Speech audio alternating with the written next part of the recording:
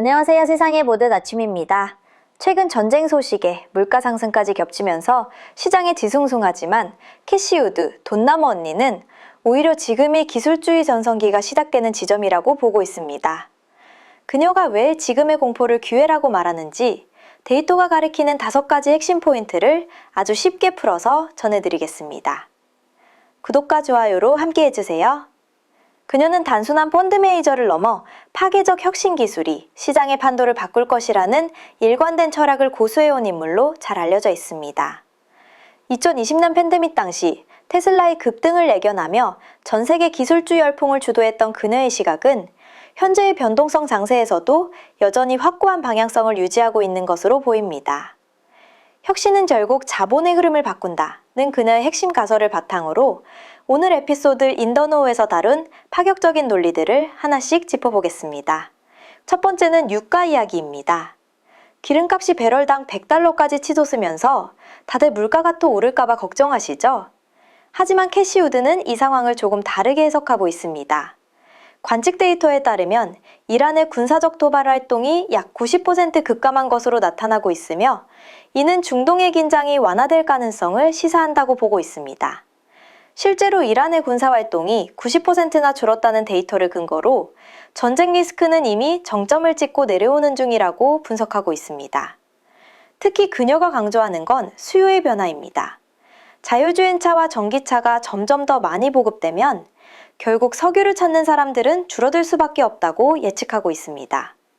그래서 장기적으로는 유가가 $50 밑으로 떨어질 것으로 보고 있습니다. 유가 하락은 가계의 가처분 소득을 늘리는 실질적 세금 감면 효과를 가져오며 이 여유 자금이 결국 AI 서비스나 혁신기술 제품군을 다시 소비함으로써 유입될 것으로 분석하고 있습니다. 따라서 현재의 유가 급등을 일시적인 소음으로 간주하며 오히려 다가올 에너지 디플레이션의 수혜에 주목할 것을 권고하고 있습니다. 두 번째는 요즘 뉴스에 자주 나오는 약 1.8조 달러 규모의 사모신용 시장입니다. 최근 블랙록의 환매 제한 조치 등으로 시장의 우려가 커지고 있는 상황인데요. 캐시우드는 이 문제의 본질을 금리가 아닌 혁신의 부재에서 찾고 있습니다. 말이 조금 어렵죠? 쉽게 말해 기업들이 돈을 빌려 쓰는 시장입니다. 최근 대형 운용사인 블랙록이 돈을 돌려주는 걸 제한하면서 걱정이 커졌는데요. 캐시우드는 이 문제가 단순히 금리 때문이 아니라 낡은 기술 때문이라고 지적하고 있습니다. 예전에 잘 나갔던 소프트웨어 기업들이 이제는 클로드나 팔란티어 같은 최첨단 AI 기술에 밀려 설 자리를 잃고 있다는 겁니다. 장사가 안 되니 빚을 갚기 힘들어지는 것이죠. 단순한 자금난이 아니라 파괴적 기술에 의한 세대 교체가 일어나고 있는 것으로 보고 있습니다. 그래서 그녀는 높은 이자를 준다는 달콤한 유혹보다는 실제로 AI 기술을 활용해 돈을 벌고 있는 진짜 배기 기업들에 집중해야 한다고 조언하고 있습니다. 지금은 포트폴리오를 AI 승자 기업들로 압축해야 하는 시기라고 예측하고 있습니다. 세 번째는 AI가 우리 일상을 어떻게 바꾸고 있느냐는 점입니다. 캐시우드는 지금을 1980년대에 처음 PC가 보급되었을 때와 같은 엄청난 변화의 시기로 보고 있습니다. 실제로 아크인베스트 재무팀에서는 사람이 6개월 동안 매달려야 했던 업무를 AI가 단 몇 시간 만에 완벽하게 끝내는 놀라운 일이 벌어지고 있다고 합니다.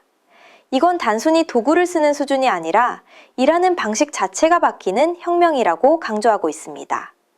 이렇게 되면 기업들은 비용을 엄청나게 아낄 수 있겠죠?